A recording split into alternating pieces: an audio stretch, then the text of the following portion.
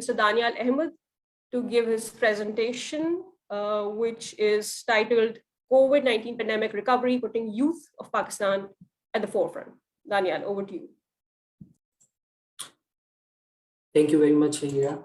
And I'm sorry, just for a quick intervention, each speaker is going to have between 12 and 15 minutes to be presenting their findings.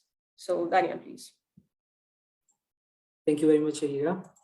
Good afternoon, everyone. I would like to thank SDPI and SDC committee for giving me an opportunity to join this dialogue today and represent some action research findings from PPAF's work. As many of you may be aware, Pakistan Poverty Alleviation Fund, PPAF, is the lead apex institution for community-driven development in the country and started working since the year 2000. PPAF serves the poorest and the most marginalized rural households and communities across the country, providing them with an array of financial and non-financial services. PPAF has outreach across Pakistan's 147 districts, supporting communities to access improved infrastructure, energy, health, education, livelihoods, finance, and develop resilience to disasters. I will be speaking on my paper titled COVID-19 Pandemic Recovery, Putting Youth of Pakistan at the Forefront. Pakistan holds a prominent ranking among the youngest countries in the world. Around 64% of its population is younger than 30, and around 1/3 of its youth is between the ages of 15 and 29. This makes it the largest youth population Pakistan has ever had. While a lot has been said regarding urban youth, this paper draws attention to the rural youth, who are often lacking access to spaces to raise their challenges. To understand the implications of COVID-19 pandemic, PPAF commissioned a study for qualitative assessment on poor women and youth, as these two social groups were most adversely affected by the recent macroeconomic shocks. Excuse me. In total, 45 focus group discussions were conducted in 8 sample districts across Pakistan. The COVID-19's economic impacts show that youth are more prone to economic shocks as they reside closer to poverty lines, have fewer savings, have much less diversified economy, and are mostly absorbed in the unregulated informal sector. Now, to convey the findings of the study, I'm going to tell you a story. This is a story of a young woman. Her name is Fatma. She belongs to a remote rural district of Pakistan, and their father passed away because of COVID-19. Her mother was already sick. She has 2 younger siblings, a brother and a sister. The family owns a horse cart on which her father used to transport onions and potatoes from one place to another. This is the only source of income that the family has, and they have been pushed in a fight for their survival, the whole burden falling on this young woman's shoulder. Now, this young lady was restricted to do house chores for most of her life, but she is brave and possesses tenacity. She realizes that she has to take on her father's role and start earning for the family, even if it is just daily wage work, which most of the people her age do in the region she belongs to. So the first step for her to earn a livelihood for her family is to learn how to work with the horse they own. Now, if you know anything about horses, you would know that you can bring a horse to the water or a water to the or water to a horse, but in either case, you cannot force it to drink the water. But after some time, you finally figure out how to make the water available to the horse, but the horse is still not drinking it. You think to yourself, why is the horse not drinking the water? What is wrong with this horse? And then you realize that the horse was not thirsty in the first place. It was actually hungry. Now Fatma realizes this and goes to her younger brother, who is 80 years old, but used to tag along with her father sometimes while he worked. She asks him, and he tells her that the horse likes to feed first and then likes to drink water. Fatma realizes it's just better to leave both food and water in the stable, and that the horse is trained enough to know where to get them when it is thirsty or hungry. Now, it would have saved Fatma a lot of effort, time, and resources, which all resulted in her taking undue stress if she knew in the beginning that the horse liked to eat a bit first and then drink water.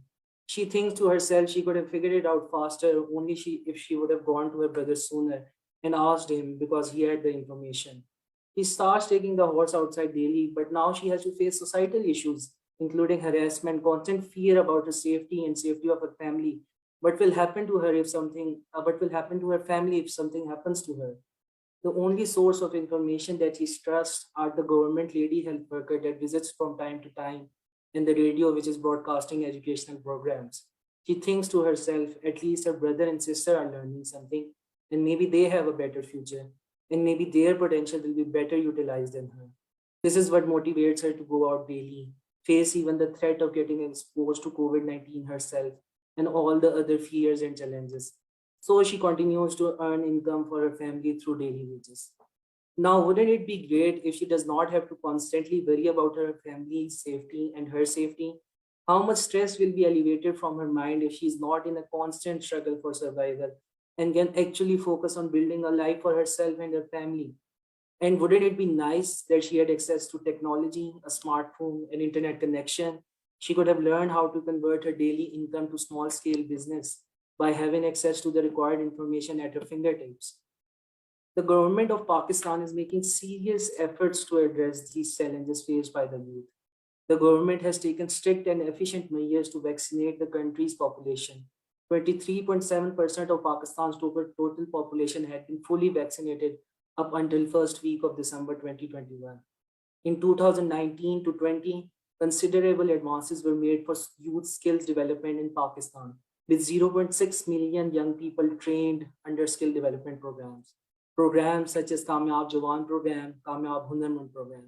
These programs are about enhancing the technical and vocational skills and providing access to affordable credit to young people to increase their entrepreneurship and employability. The number of technical institutions available countrywide increased to 3,634, with a total enrollment of youth standing around 200,000. But we will see the fruit of these investments in the years to come.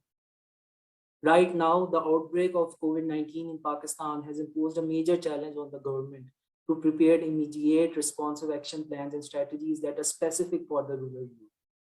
To realize the full potential of these investments, it is important to expand access to affordable technology, smartphone, internet access to rural areas, and customize the learning courses to the needs of the local markets. To succeed on a large scale, digital skill training programs must collaborate with stakeholders across a variety of sectors, starting from the agriculture sector, as this is where currently the livelihood of most marginalized youth lies. As the world of work is changing, young people in Pakistan need to be better prepared to compete in the markets available to them in the future. In rural areas, there are macro trends that are impacting the ability to sustain viable incomes on primary production. And hence it is vital that we now invest in training young people on innovating agriculture value chains and to be able to gain a better income from value-added products from the farms. Similarly, this involves training and sensitizing them on consumer trends and marketing to urban and peri-urban areas. As Pakistan has a high rate of rural to urban migration, policies need to be geared toward enhancing young people's capacity to participate in diversified labor markets in urban areas as well. For a very long time, we have been talking about empowering youth, but our main focus should be the rural youth. They are underrepresented in policy reforms and have less access to most public services and the internet. We need to improve digital inclusion, especially for women, because they make up at least half of our young population. There are still barriers to young women and girls being allowed to own a phone, particularly in these areas. So overcoming social barriers is important for ensuring young women to have access to information for learning, education, and awareness of market opportunities. The socio-economic impact of COVID-19, high inflation, and other shocks have caused tremendous stress in poor families. There is a need to provide psychosocial support, counseling, and mentorship to young people who have also suffered depression and other mental health concerns in this crisis. Youth possesses a tremendous transformative potential, and more efforts can be made for rural young women and men, as well as youth representatives from various minorities, to not only systematically be included and consulted in all dialogues concerning the impact of COVID-19, but also in the post-pandemic decision-making processes and policy reform. Thank you very much. Thank you, Daniel, for such an insightful presentation. I think one of the key takeaways from your presentation is, the whole idea of innovating agriculture, because, at PPF as well, the cohort we work with, they have a very specific focus on agriculture, but of late we've seen a lot of migration happening from the rural value chains to the urban value chains, which essentially kind of like make the rural value chains devoid of any chances of innovation, especially when it comes to agricultural entrepreneurship. And that gives me a very good opportunity of branching off to Meher here. I'll bring her in, Ms. Meher from Karandas, because she's been categorically working on knowledge management at Karandas, and she has been kind of like specifically looking at digital finance and the whole entrepreneurship space. And I'd like to bring her in and ask her what she can reflect for us from her experience at Karandas about more or less specific focus on what young people are, how they're evolving in terms of SMEs, how their culture is evolving in terms of digital finance, and all of that exciting space. So Meher, over to you. You have 12 to 15 minutes. Thank you. Thank you, Shahira. Good afternoon to the chair for the session, Ms. Shandana Gulzar, to all the panelists, to our moderator, to all the participants. A very good day to everyone. Shahira, you have summed up very nicely what I'm going to be focusing on. Now, I will be using a presentation, so I can share my screen, right?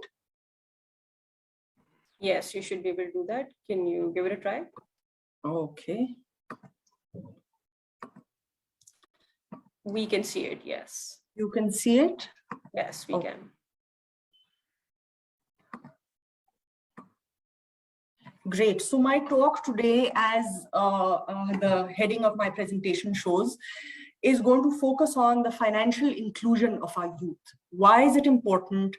And what are some of the benefits from financially including our youth? Now, before I get into the specifics, I'd like to just give us a sense of the proportion of youth population when you look at it from the perspective of the global population. As per the dictionary, the meaning is the period between childhood and adult age. Now, that is defined differently in different countries, but the UN has a definition where young people are said to be between the age of 15 and 24 years of age. Taking that cohort, that demographic, the youth comprises about 16% of the global population. That's a significant number, which is why the Sustainable Development Goals assert that young people must be considered across all goals and targets aimed at sustainable development. So, reinforcing the fact that this is such a big demographic, and it is a demographic which is going to be getting into leadership, decision-making positions, they're next in line for those positions. This is a cross-cutting theme across the SDGs. Now, where is this demographic located? If we're to look at the spread of youth across different regions, we can see there are two regions where the youth population is spiking up. So that is South Asia, and it is Sub-Saharan Africa. Now, both of these regions are also known for higher levels of poverty, and that sort of has multidimensional implications. So, keeping this global perspective in mind, what is the context in Pakistan? Who are the youth in Pakistan? Now, the definition that we use is 15 to 29 years of age, which is more expansive than the UN classification of youth, but it is less expansive than several other countries that take this number up to 34 or 35, which includes countries as diverse as Switzerland, UAE, Saudi Arabia, South Africa. Now, with these different definitions, the youth in Pakistan is 56 million if we use the Pakistani definition, 40 million if we use the UN definition. Either way, it's a big proportion of our population. In recognition of this, youth, several policies have been developed for youth in the country. Now, after the 18th Amendment, youth affairs became a provincial domain. 3 of the provinces have already got youth policies in place. One is working on them. And as is the case with youth policies globally, some of the key drivers for that policy are the economic empowerment and skills development of this segment, education, health, social empowerment, political participation and empowerment.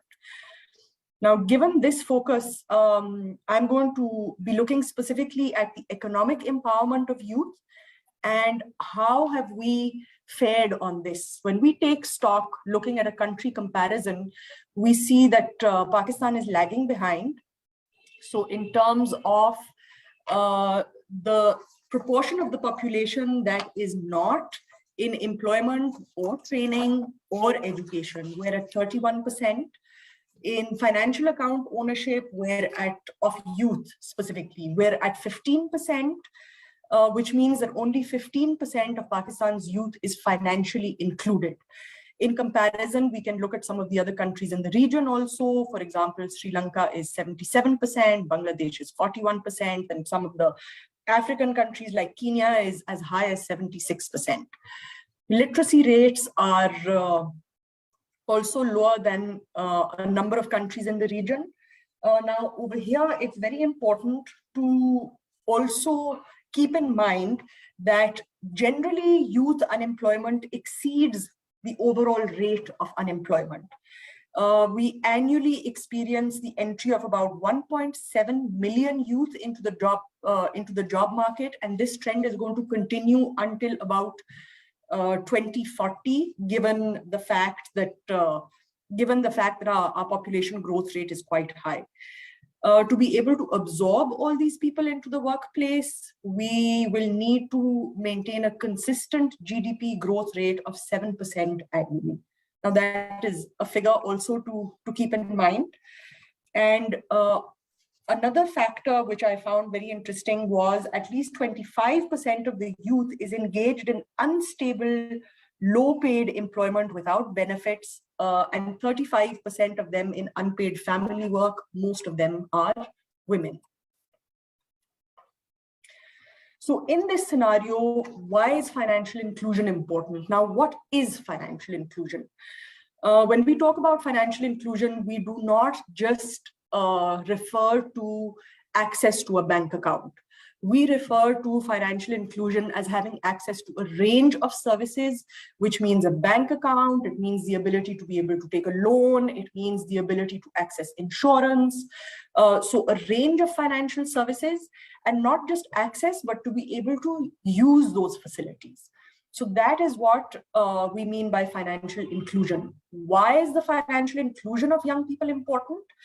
Because young people all have access to money. We tend to link access to money to either being employed, but young people start receiving pocket money from very young ages. They start earning money in certain informal jobs. Then there are gifts from parents and relatives. So money is something that young people come into contact with much earlier than the age which we regard as the age of majority, which is 18 years of age. And there is also research which kind of backs the idea that financial inclusion of the youth has very useful and beneficial implications. Now, research shows that children form their financial habits as young as 7 years old. And this, second important set of findings is that a number of studies are exploring the effects of access to savings accounts and financial education by children and young people. And generally, the positive effects fall into 3 broad categories. The first is, of course, instilling positive financial behavior. So children or young adults start to understand the value of savings, of building assets, of wealth creation. Then there is enabling asset accumulation and improving opportunities for upward economic mobility. So when you understand what the financial service can offer, one can access those resources either to access training, improve education, etc., etc. And then fostering an ancillary effect, which means that there are educational and psychological benefits. There are benefits also of health. So these are the three broad categories in which benefits can be improved because of access to finance. Now, over here, I'm going to generally show you some of this is repeat information because we're looking at financial inclusion of youth across different regions. As we can see, it's 15% in Pakistan, but then there is also the issue of the gender gap. Now, the gender gap is 28% in Pakistan, which means 28% fewer adult women have access to financial inclusion as compared to men. So for women which fall into the youth segment, it's like a double whammy because not only are they more vulnerable, but they sort of generally fall into a category which has much lower access to finance. And the reason for including this was that if we're going to be working on youth, then we cannot ignore the gender aspect. The gender aspect has to be tackled in tandem with generally working on youth. Now, the impact of COVID, we know, has been especially hard on this demographic. According to a survey done by the UN, 40% of the youth were worried about personal and household income. 25% of the youth felt that COVID-19 has impacted their mental health. Unemployment rate for the youth between the age of 20 to 24 remained the highest even before COVID. And another important aspect to consider here is the difference which my predecessor also referred to, which is rural youth. So there is this concept of the digital divide, and if we're not careful, then we will leave behind the rural youth because of a digital divide. Now there are two opportunities from a financial inclusion perspective which can help us bridge this divide. The first is digital financial inclusion. As we know, the digital ecosystem in Pakistan has been developing, and we now have, as per the Pakistan Telecommunication Authority, about 187 million subscribers, 106 million 3G, 4G subscribers, 109 million broadband subscribers. Smartphone ownership is approximately 22%. 46 million active users. We have active social media users. Out of these 46 million, 9 million have been added only in the last year. And e-commerce is also picking up in a big way. 8% of the population makes online purchases and or pays bills online. Mobile money awareness is also high at 75%, but financial literacy is quite low at 14%.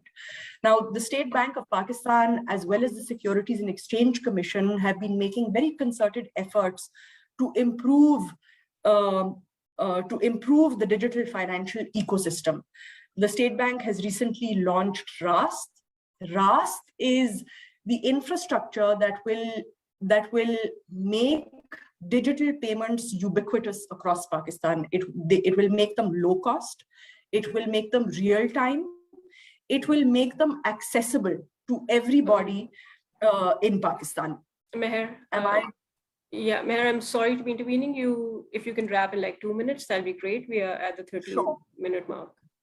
Sure. Okay. So, but to be able to really benefit from this aspect, the financial sector has to step up with the type of financial products and services that they're producing, as well as provide the youth with different investment options, because the youth does not have significant amounts to make investments. So investments which can be made with smaller amounts of money.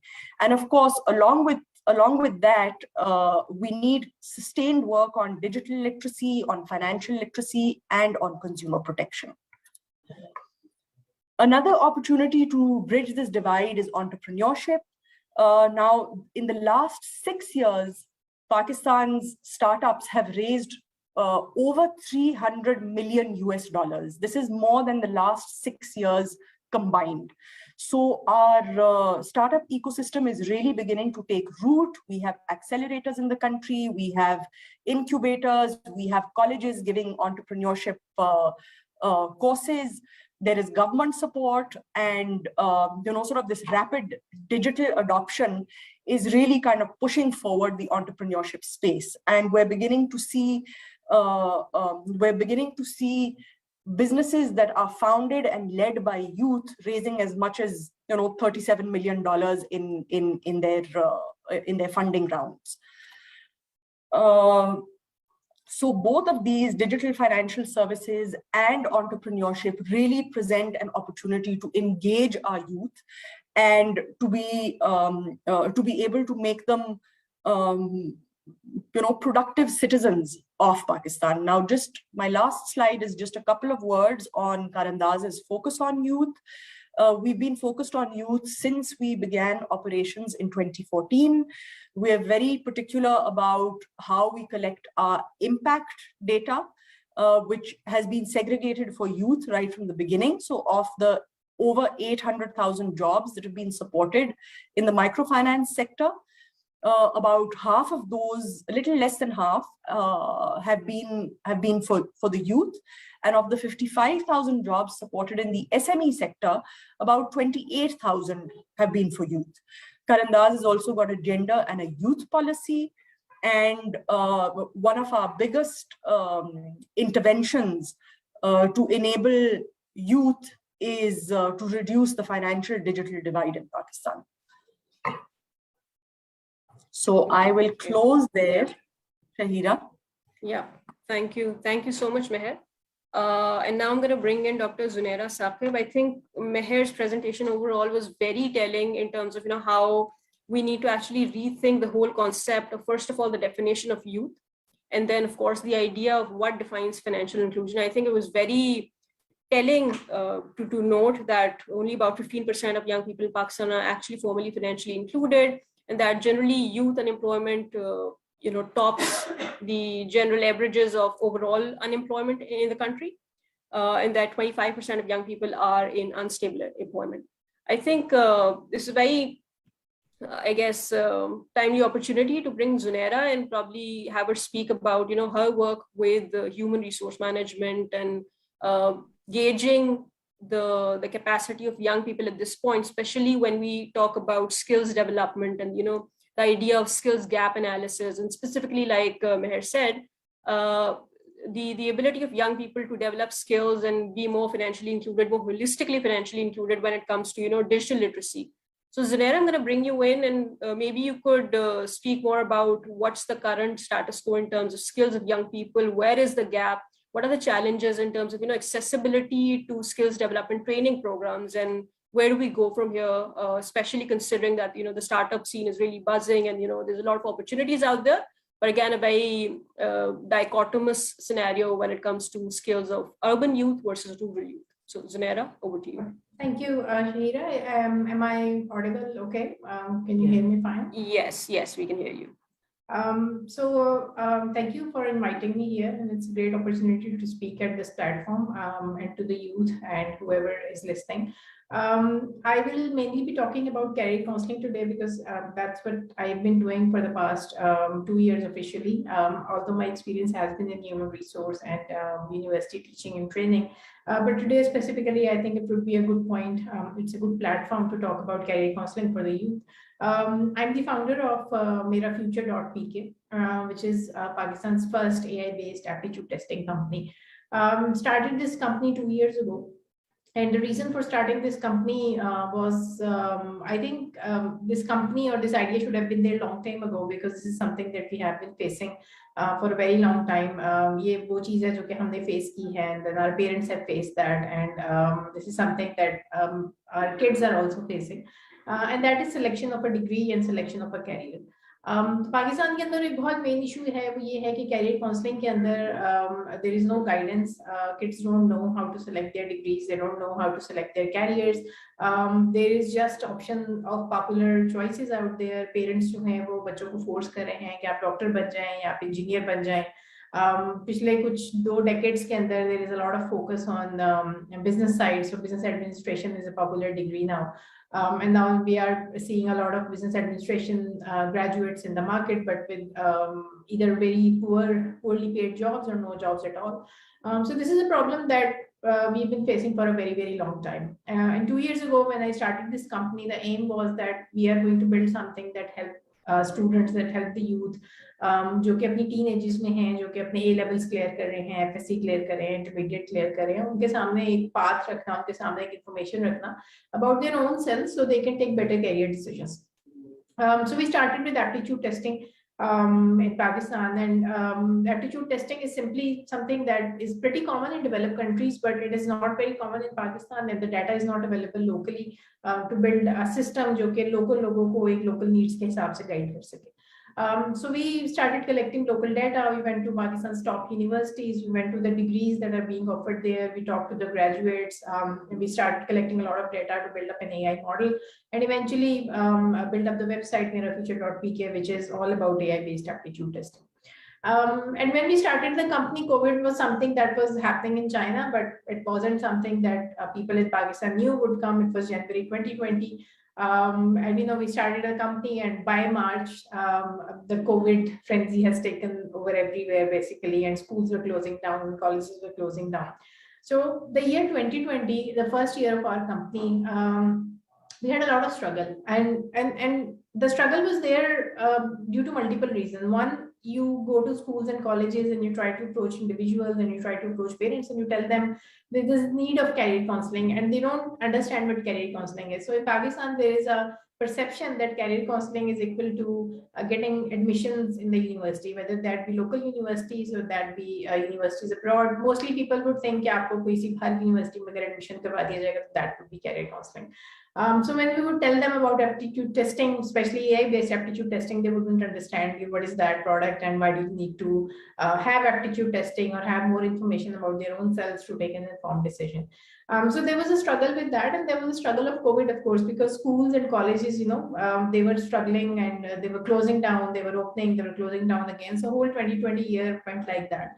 However, that also opened some ways for us. So I will discuss about it in a little bit, in a little time as well. But first, I will like to tell you that how is the situation in Pakistan. We went to top universities of Pakistan. When I say top universities, I mean top universities in almost every category. So with business administration, we went to LUMS, we went to IBA. We collected data from NAS, we went to data from GK, from UET, you name the university, and we were there to collect data. And if you look at these universities and you look at their entry test and you look at the applications that they receive every year, they're immense. So for example, a very huge university would receive as many as 100,000 applications for admission in the different programs. And out of 100,000 people, only 2,500 or 3,000 people will actually get admissions in those universities. So, they come through a very competitive process.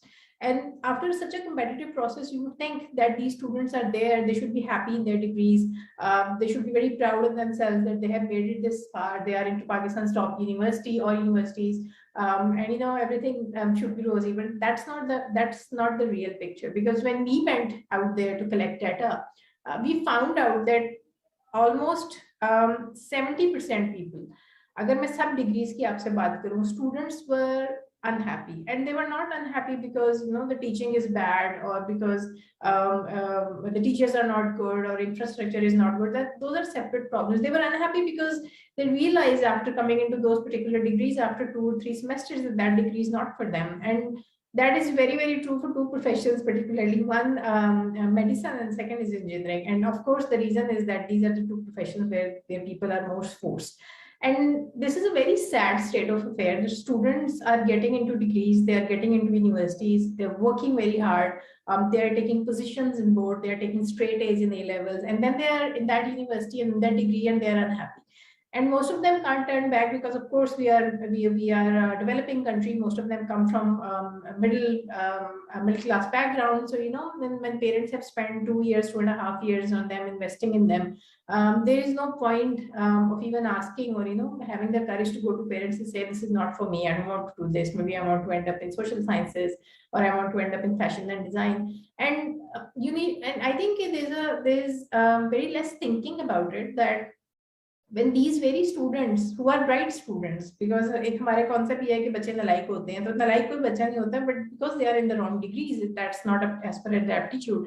When they graduate from these degrees and they go out in the market, they were unhappy in their degree and they remain unhappy in their jobs or whatever they do. And they don't even, as Maya was talking about entrepreneurship, so many people don't even think about entrepreneurship because obviously that's not a field for them. If I have done civil engineering, for example, I've done electrical engineering, and I absolutely hated it throughout my 4 years, I'm not going to think about starting a business within electrical engineering because obviously I don't like it.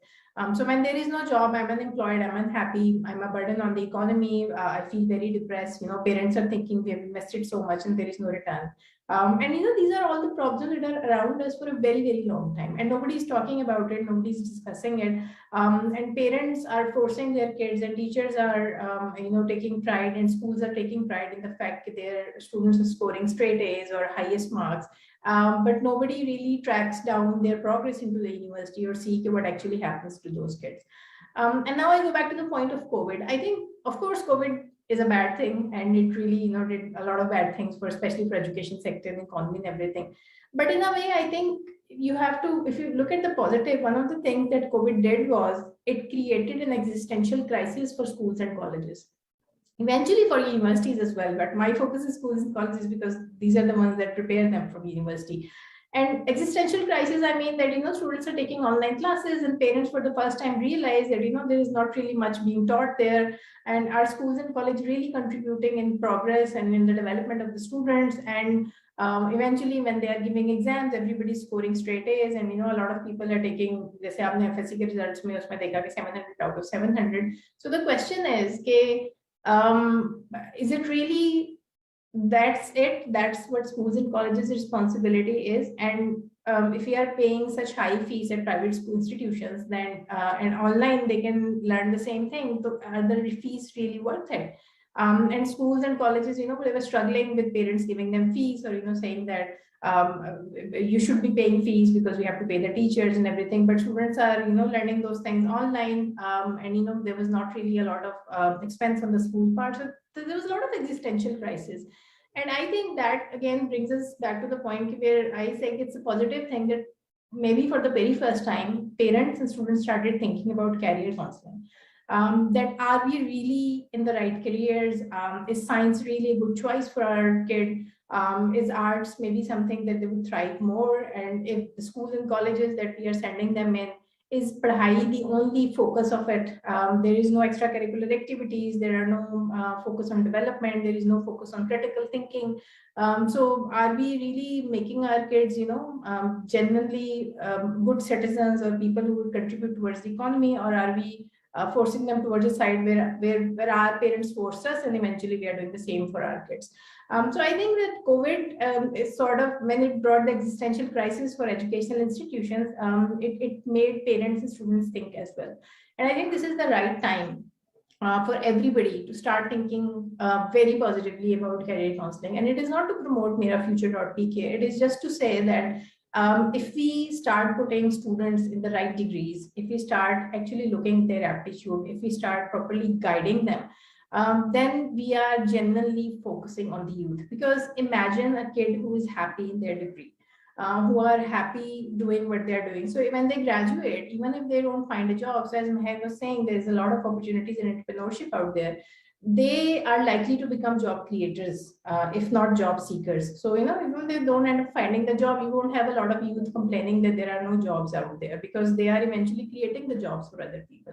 But that is only going to happen when they are in the degrees, when they are in the careers that they're happy about. So I think that I will conclude it here that, parents and students and schools and colleges and eventually universities have to think about these things, and they have to start thinking of making students in their putting students in the degrees where they thrive, and not just thinking about making money, or thinking that if the student is studying 8 hours in a day, they are going to become Einstein, because they are not. That's what we are seeing with the youth in Pakistan, and I think this is the right time to think about these opportunities. This is the right time to put focus on the youth, and hopefully things are going to get better in the next 1 decade or so.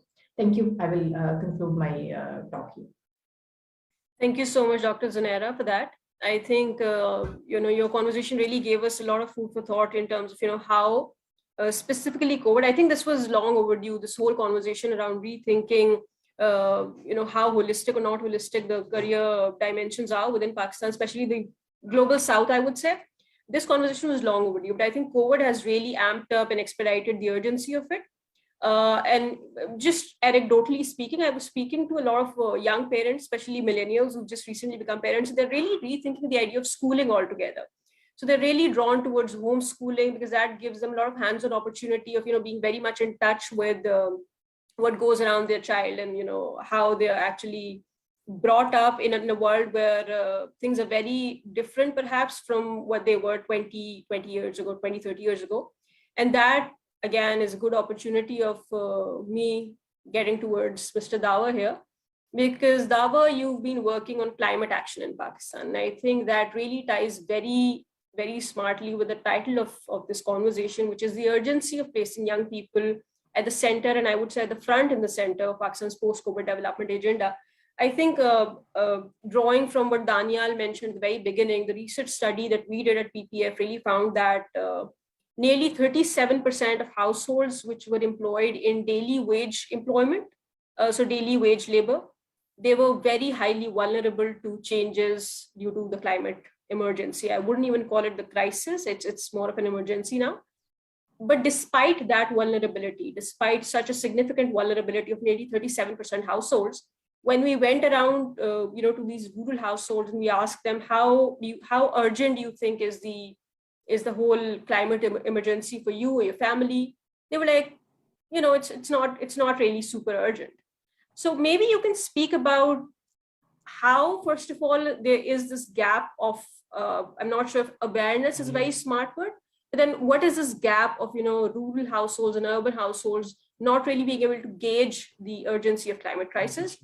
And maybe you can also speak a bit more, taking on from Zunaira's presentation, about how value chains are really emerging and evolving as a consequence of climate crisis. What's really happening as a consequence of that? And, what are the emerging fields, or maybe how young people are thinking differently about where they want to be 10 years down the line, considering how vulnerable the planet now is? Dawa. Thank you so much for having me, Shreya. And to start off, I'd say that a lot of the work that I've seen presented in this talk right now, what Daniel said, and then very insightful data from Meher, and of course, Zunaira talked about how to get the next generation ready. A lot of these things link back to the stuff that we think on a daily basis, because by profession, I'm a public policy analyst. But at the very core of it, all the work that we do, it has to have a purpose, and it needs to reach a certain point. It needs to be connected to a goal. Now, whenever I think about myself, I'm nearing 30 years, and I think the life expectancy in Pakistan, since we've been kids, is studying Pakistan studies and social studies, it's been remained somewhat around 65, 67. So I'd say that I'm nearly at the halfway mark already. And what happens when I consider, for example, if I decide to have kids and I've had a good career, understand the issues and all of it, it's in place and I've planned for the future. But what happens when they're touching their 30-year mark, when they're nearing their half of their lives? So this drives a certain sense of urgency for me personally, and for people that we interact with, for a lot of experienced activists who I've learned from. We got together back in 2018, and this was primarily coming out of a certain urgency that we were already experiencing in Lahore, but also in other cities that we're continuously hearing that there's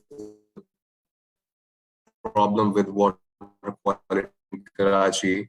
There is growing areas. There is a sense of, in Islamabad, you keep on hearing that there's a sudden increase in urbanization. And in Lahore, you have the massive air pollution issue. And we were still urban-based, experienced people, and we didn't have the rural expertise either. So we got together, the things we were talking about, all of us were somehow connected to fossil fuels, somehow connected to bad planning. And at the very least, we saw that among the people that we were talking to, the youth was the most, the youth people coming from schools like A-levels, matric, FSC, these were the students that had the most realization of these issues. It might be due to media, it might be that the curriculum has gradually evolved in a way that they realize more of their environmental impact. But at this point, we decided that we need to take a step back and let's have the kids come out and speak their minds.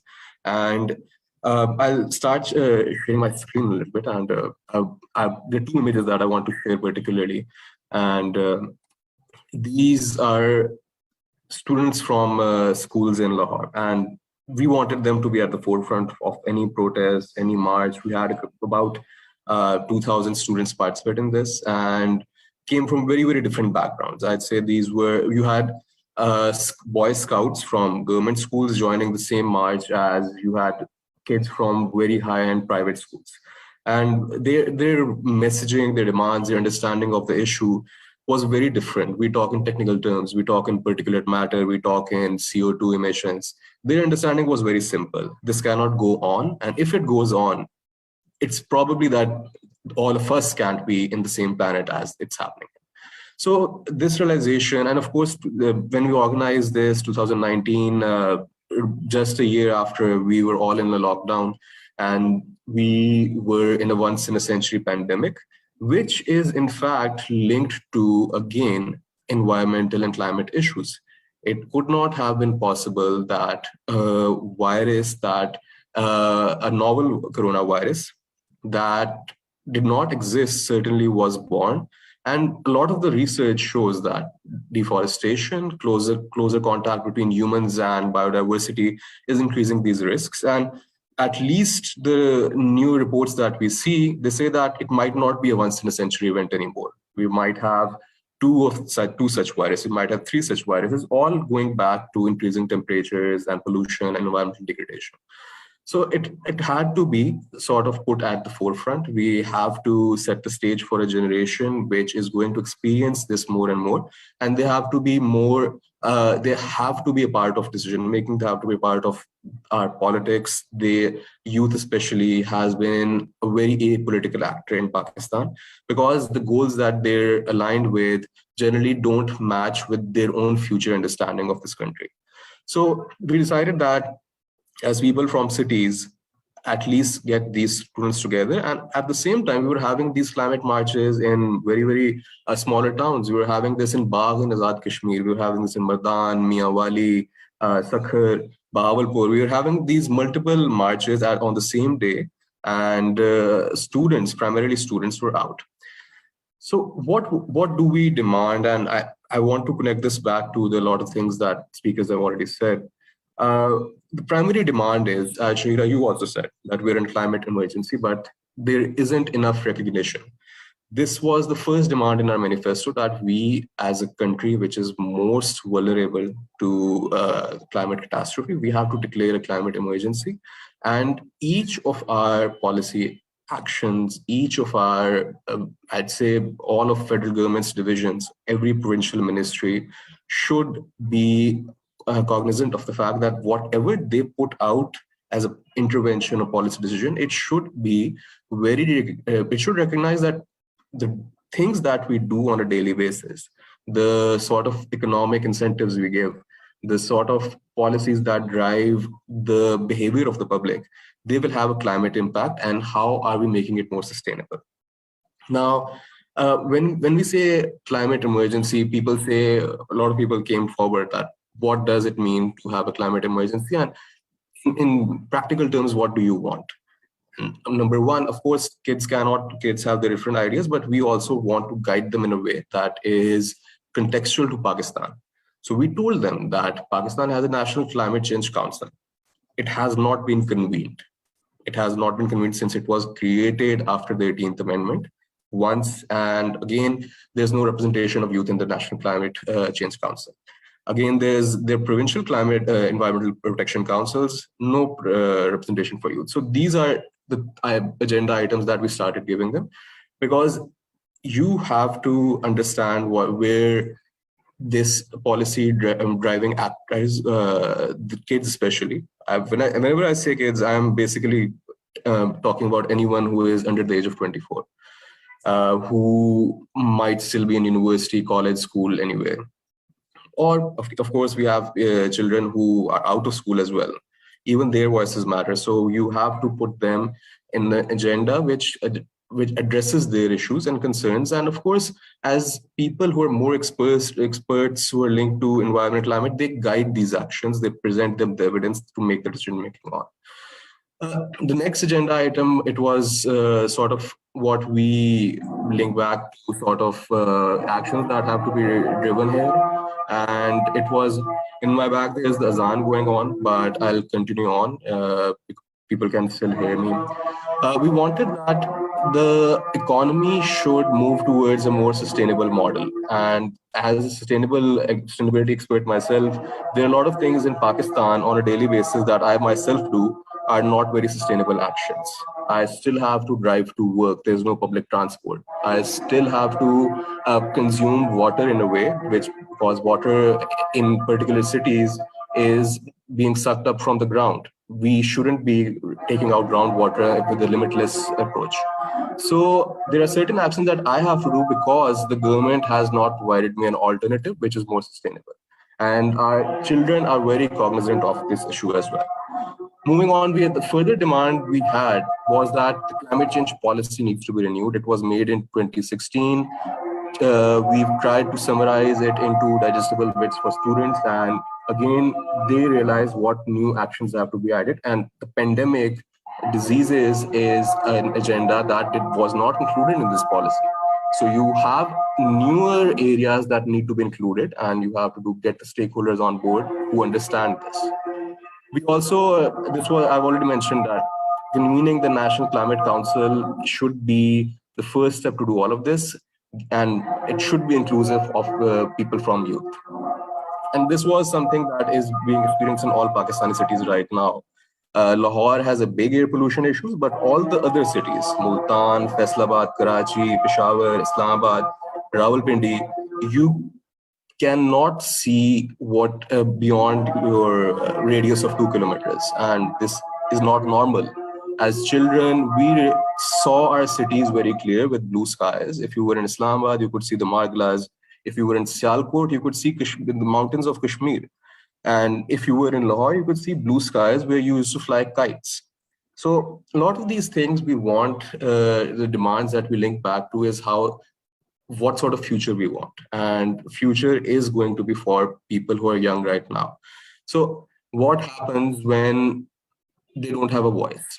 At this point, we wanted them to have a voice. And as you've already mentioned, that what sort of, as a goal, as a personal objective, the children now, for example, some of them, people who joined us, maybe 2,000, 3,000, if you combine Karachi, Islamabad, Lahore, other smaller towns, maybe it will be an audience of up to 5,000 to 6,000 students.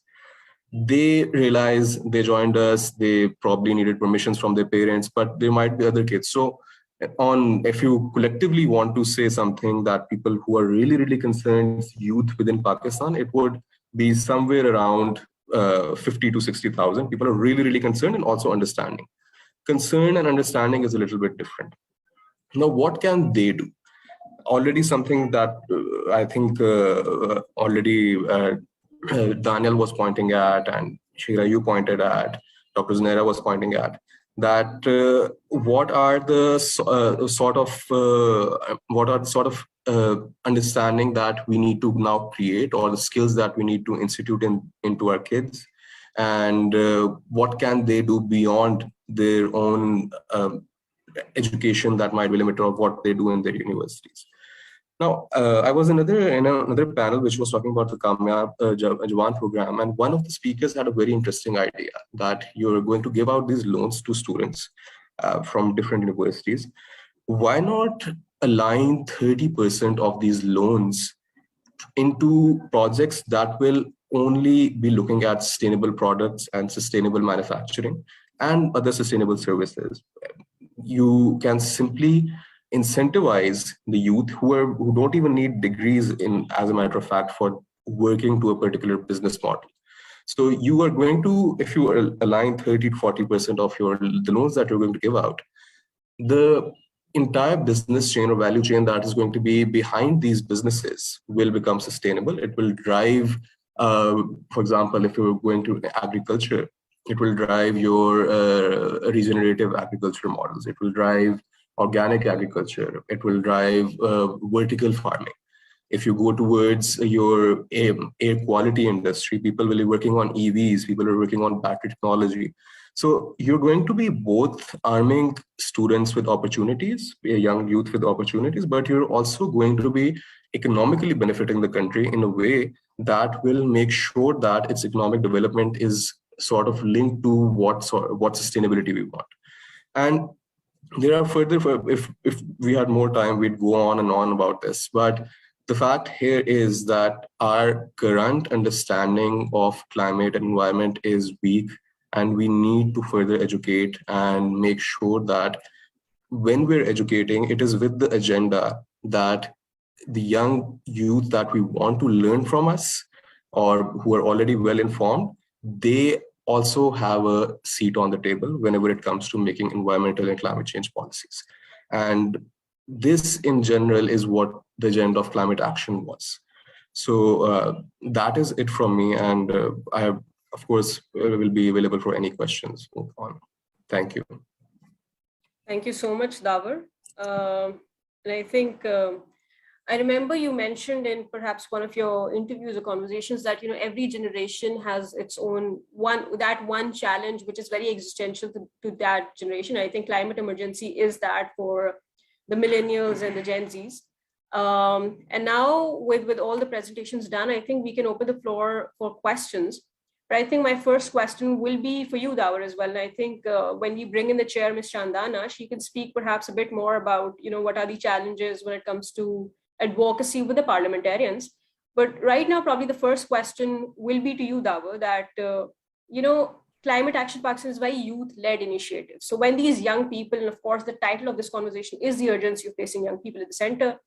When young people reach out to parliamentarians of, you know, regarding advocacy, regarding conveying to them how urgent this crisis is, what are the challenges? Are the challenges age specific? Have you ever encountered, since you've mentioned repeatedly the necessity of giving youth a seat at the table, you mentioned about the National Climate Council, which has no representation of young people.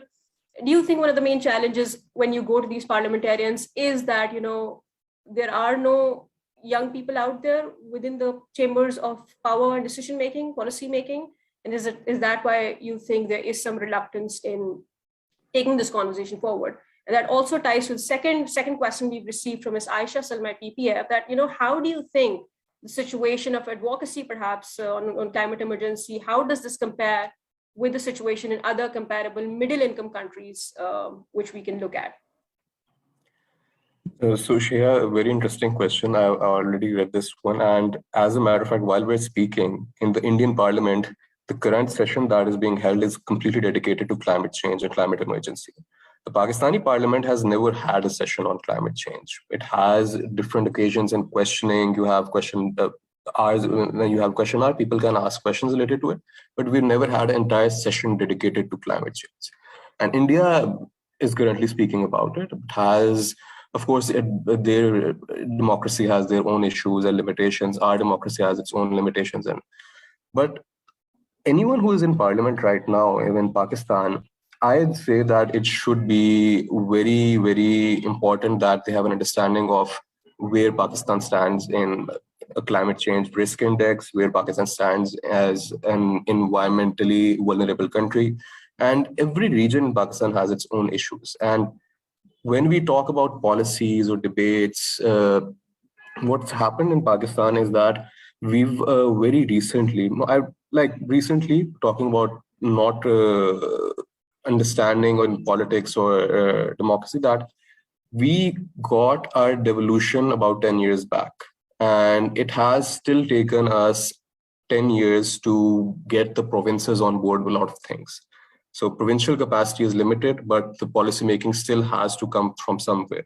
I'd say in this situation, we need the Senate and the National Assembly to be coming forward again and again. We need to recognize that each party should be including climate change, environment. Our ruling party does it. I'd say that this is an opportunity for the others to be in competition with them and bring voices. And when you start going about doing consultations, you realize that there are people who are interested to help out these political parties. Not like help isn't available. So it doesn't need to be someone with a family political background to be talking about it, to get a seat and get into it. It could be someone who is coming from the sort of their student wings, but might have an environmental science degree. They give them a voice. Within it has to start from the political parties, and eventually we'll see more and more actors who reach the voices in the parliament. When you talked about access to parliamentarians, now this is a tricky bit. When I look at myself, I'm very honest, I am a privileged citizen of Pakistan. I know where I stand. I recognize my privileges, and someone who is also who's lived in the big cities, is connected to non-profits and your bureaucrats. So I know I can get my message to someone somehow. But you're right that whenever you take it to someone who is in a position of power, especially someone who might be coming from a rural background, might not have the same privilege, their voices will not be as loud. So at that point, I think collectives like ours will have to step forward and make more and more inclusive. And I'll give you an example of this. While we were doing field work before, while organizing a climate march, we were going to the outskirts of a lot of our cities, Karachi, Lahore, especially because we know that there are certain industrial clusters around these cities. And with those industrial clusters, you have populations that live in Kachri Abadis. Now, a lot of these Kachri Abadis don't have water access. And the primary issue that we had was that the water that was seeping into the ground was dirty industrial effluent. So the children were sort of having different diseases over and over again. Now, during the climate march, we invited all of those laborers and those children, and they were part of those marches, and we made it a point to be included in our manifesto. So it is a learning exercise for us as well, but we want to give them more and more voices. All right, thank you. Thank you so much, Davar. Just a quick note here. So we have some 20 minutes left in this session. And I really am itching to go to the chair, Ms. Chandana, because I'd be really interested in, hearing her speak. But just before we do that, because Ms. Meher Shah has to leave at 1:30, I just want to, because I really want to, take stock of what Ms. Meher has and then go to Ms. Chandana. Meher, can you speak perhaps a bit more about, again, this question Ms. Aisha Salma has about the comparability of, lessons and challenges that we in Pakistan can have with other middle income countries, and also categorically perhaps speak about, since you spoke about financial inclusion, how can we actually go about incentivizing rural youth and urban youth in terms of their increasing their accessibility to trainings and digital literacy and financial inclusion altogether? So how do we go about incentivizing that, and what lessons and what comparable examples do we have from other countries? Meher.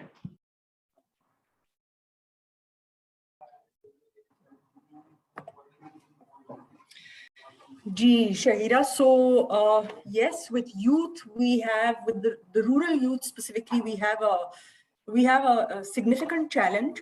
One item I'd like to, one thing I'd like to put out there is the amount of findings on how social media and how online engagement is very different for for advantaged and disadvantaged youth. So while advantaged youth will take, sort of leverage the resource much better, for disadvantaged youth, not only does digital make them more vulnerable, but digital, if there isn't a strong enough consumer protection framework, then not only does it make the youth more vulnerable, but also they're not able to benefit from this resource the way they should be able to. So I think a very important aspect is going to be digital literacy. And we've got several examples all over the world on digital literacy. Our own central bank has also started working on digital literacy. From working with children in schools, they have developed certain games. They also have lectures and modules on generally what is the financial world about, what is money, kind of familiarizing them with these aspects. Japan did this in its schools, and they have one of the highest saving to GDP ratios in the world. So, there are a lot of examples to learn from on the digitization front, but I think we also need to be very cognizant about the fact that without strong consumer protection frameworks out there, then the vulnerable segment of the youth population can become more vulnerable. So it's very important to work on financial literacy, on digital literacy, and on consumer protection frameworks. Is there a part of your question that I have not responded to? No, I think you've sufficiently given a very holistic response. And I think, yes, there are a lot of takeaways from what you said. Now is a great opportunity, perhaps, to bring in Ms. Chandana Gulzar. I've really been wanting to, hear her thoughts. And of course, we've all been waiting to hear from her. Ms. Chandana, you've got, at the very beginning of this session, I gave your introduction. Of course, we see that you've worked across sectors, across stakeholders, and across years. And I think this conversation becomes very well placed in terms of, hearing your thoughts. If you could categorically perhaps speak about what Dawar spoke about, the challenges of representation of young people in the parliament in terms of climate emergency. Perhaps you could speak more about what Zunaira and Ms. Meher and Daniel all spoke about, the challenges to youth, innovations in youth-specific livelihoods in a post-pandemic and a climate emergency-specific world, and how perhaps public-private partnerships and innovations of different kinds, bringing a lot of stakeholders together, can facilitate us in diluting or neutralizing these challenges. So, thank you, Shahira. I saw a lot of friendly faces today, a lot of friends, and I'm wondering, the Meher Shah from Karandaz, is this my friend Meher Shah? Because if it is, she's looking very different on camera than she does in real life. So, anyways, yes, it is me. Okay, you look very different, Meher. Bibi, good on you. I was struggling to figure this out. So, anyways, pleasure to see you. Somebody I respect, somebody I hold in high regard, and somebody I've worked with in Switzerland when I was working there. Now, I have a question. Unfortunately, you've chosen a politician / parliamentarian to talk about how she sees you putting youth at the center of our future economic agenda, leaving no one behind, which is the SDGs. In addition, this is the background of COVID. So you will allow me a little bit of freedom to speak my mind. I don't expect anyone to agree with me. And I understand SDPI is apolitical, but unfortunately, I said this many, many weeks ago. There's no such thing as an apolitical economic or political decision. Everything will impact young people around us. I don't know how much time I have, but my computer's battery is running low. So if you give me half a minute, I'm quickly going to plug myself in. Thank you. Okay, yeah, sure. We do have like 5-6 minutes to go. Please take your time.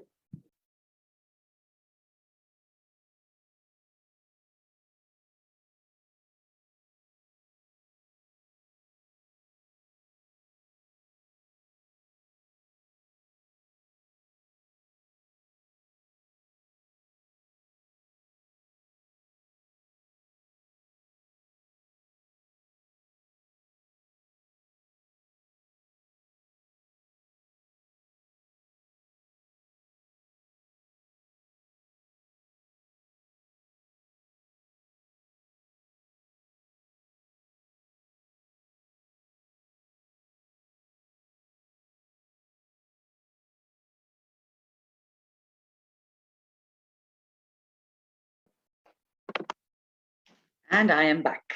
So, as I was saying earlier, since we're talking about the political landscape, the future of youth in this country, in Parliament in particular, I know that Shahida, you're working very hard to ensure that we do have representative youth population in Parliament. But I'll tell you some of the problems. The first problem is the country we live in and the structure we've inherited.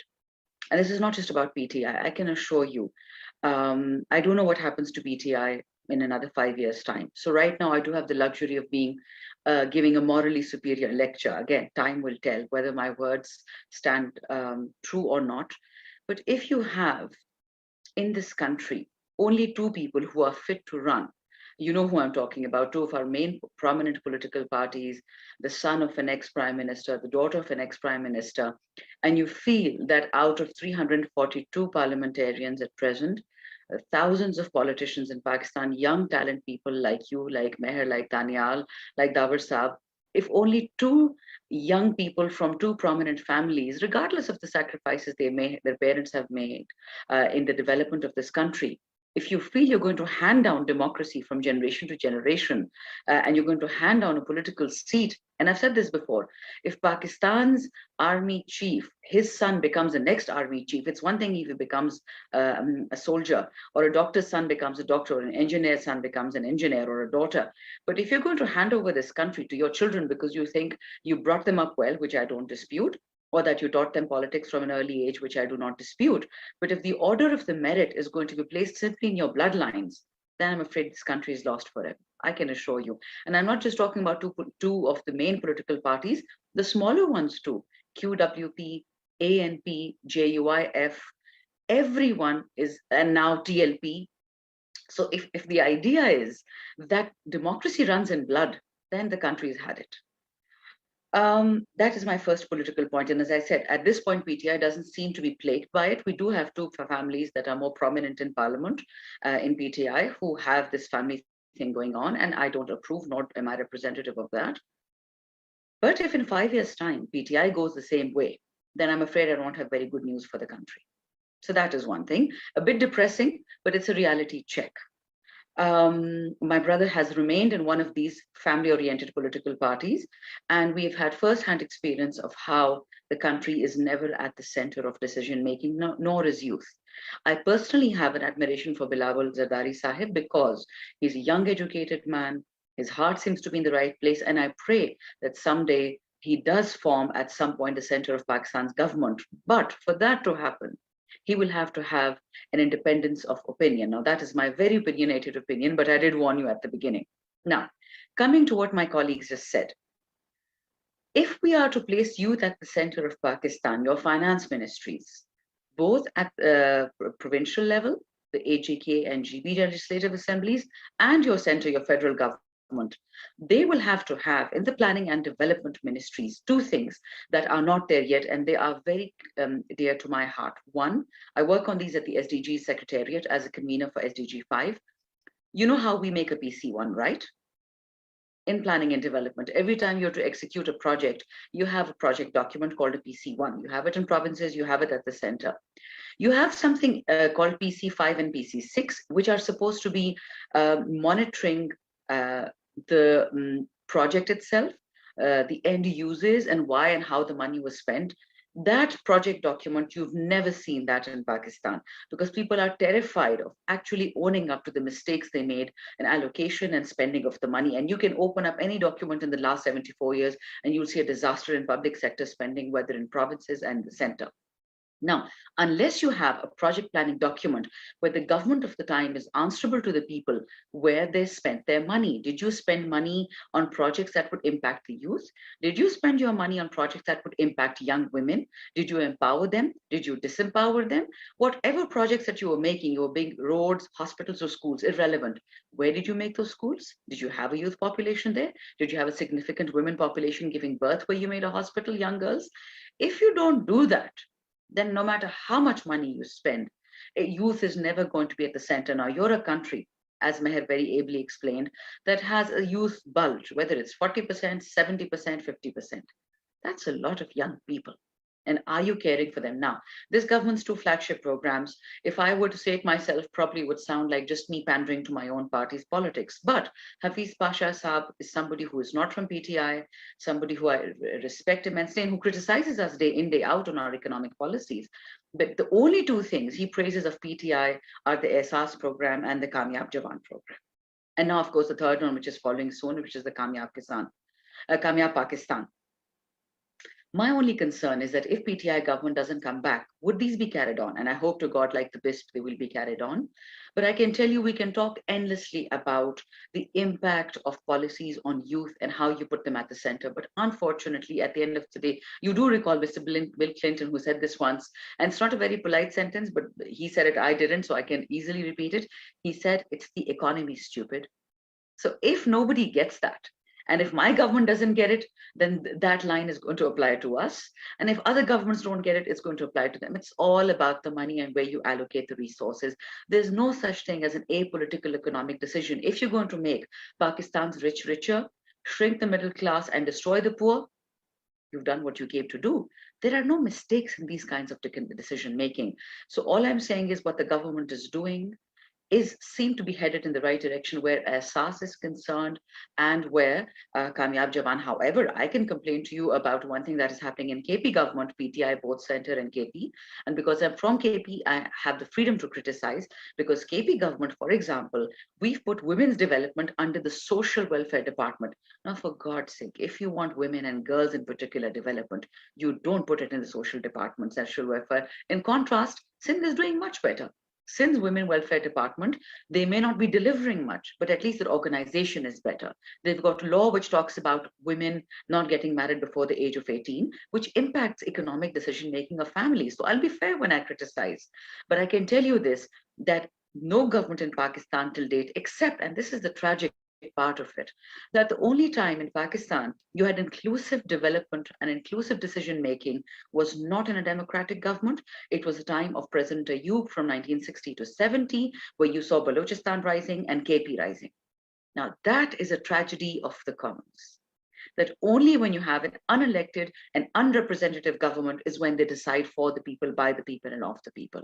So, here we have, this is where our dichotomies end and begin. The only times in Pakistan where you've had representative local government body elections and military times. So I don't say we throw out the baby with the bathwater, and I don't intend to villainize everyone, but I do intend to speak the truth. There are no untouchables, there are no gods, and there are no political parties that are representative truly of democracy. We have to work on that. My own government is plagued by endless advisors who are not answerable to anyone. And that is what happens when you don't have representative political parties, representative political systems, representative governments.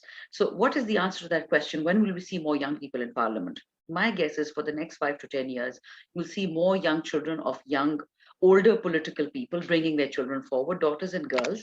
That's fine. I'd prefer it if you see more girls of fathers, more daughters. I love Benazir Bhutto, I make no bones about it. Regardless of the corruption that tainted her tenure, she was, and please to all the men present, I don't intend to offend you, but Benazir was 10 times a man than her father was. And we always respect her. She never complained. The kind of trauma she went through as a young woman, she never advertised it in any book. She never complained. In some sense, she was the Pakka English woman when she said never complain and never explain. Of course, she made mistakes, but yet she showed us what you can do when you have a woman at the center. Now, I understand we're talking about youth, but she was one of the youngest prime ministers of this country, 35 years old, the first woman in the world to give birth while in office. So let's not exclude her. And I think one of the problems we have in this country that when we talk about women in power or youth in power, we tend to fixate on a few people. Let's not do that. You have Mohsen Dawar. You have Raza Rabbani Khar. From 2 different positions and backgrounds. Both are my friends, both from opposition, neither from my party. You have Shahid Khattak, who had no money and he still made it. You have Murad Saeed, who had no money. He's a victim of the war on terror in Swat. So let's celebrate our young, regardless of what party they come to and come from, and let's focus on our commonalities. And if we can do this in Parliament, and I can show you we can, and we will, inshallah, let's do it for all of Pakistan. Thank you so much. Thank you so much, Ms. Chandana. I think, again, a very, very insightful closing remarks. Before anyone leaves and before we actually conclude the session, I would request everyone to open their cameras, please, so we can have a group picture. Davar, Ahmed, and I think I'm assuming Meher has left. Can everyone kindly switch their cameras on, please? Davar, if you can hear us. All right, I think we're good to go in 3, 2, 1. Done. Thank you for the picture. And I think, Ms. Chandana, really reflecting on what you said, I think perhaps if I'm not mistaken, if I got it right, you spoke about the political nuances, political dichotomies, and political red taping, and how there's so much at stake. The more things change, the less they do. But moving forward, we're in 2022 almost, and in about 18 years from now, the population of young people in Pakistan will soar up to 150 million people. And I think that's a very historic number in terms of, we've never had this many young people. And of course, with that comes a lot of challenges, which we again at PPF, of course, really look at almost every day when we go into these rural communities, when we sit down with the poorest of the households in Pakistan and really try to understand what their challenges, which are very, very intersectional, very cross-sectoral challenges are. But again, the challenges differ when it comes to the urban youth. And with so much changing on the front of the startups, on the front of innovation, on the front of digital literacy, on the front of financial inclusion, I think Pakistan does have a lot of potential in terms of how young people can be included, but the challenges remain at the very grassroots, especially in the most rural communities, when we think about the accessibility of young people to these very new and emerging opportunities of livelihood. So yes, there are a lot of political challenges and there are a lot of bureaucratic challenges, even in an organization like ours. But then we intend to be moving forward, and we hope that in the next decade or so, we really are able to navigate all the political bureaucratic dichotomies and be able to actually put young people, as the title of this conversation is, at the front and the center of Pakistan's post-COVID development agenda. I thank everyone for their participation. It was a very, very insightful, a very telling conversation. Thank you for your time, everyone. Thank you.